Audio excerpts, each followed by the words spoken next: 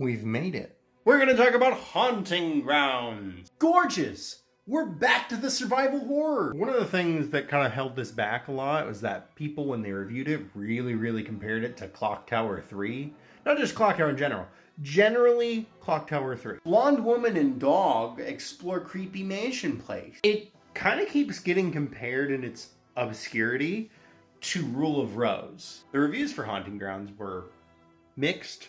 Some people cited the dog and other gameplay elements to be repetitive. Also, it's one of the few games that critics have also praised the idea of the sexual objectification because it works well with theming and game design. Name another game like that. Not only that, but it was used in video game studies about the relationships between players and their avatars. People comparing the landscape to Suspiria. It's Italian horror. Of course it's going to come into play when it comes to psychological drama, but it's very surprising when coming from a Japanese developer for a very Japanese horror adventure game. Now let's look for an online footprint. Well, yeah.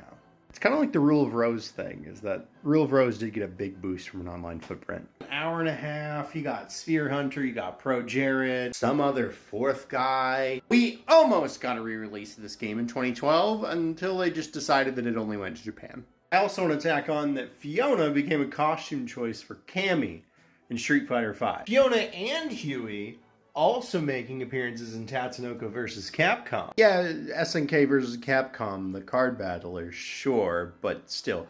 Tatsunoko vs. Capcom. Sales numbers are a little bit of a mystery for this. However, I did find this while doing research on the sales numbers. Godspeed, man.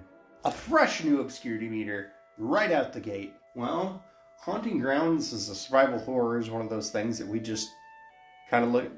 There's no monologue, it's right here. Enjoy it. Go out and play it.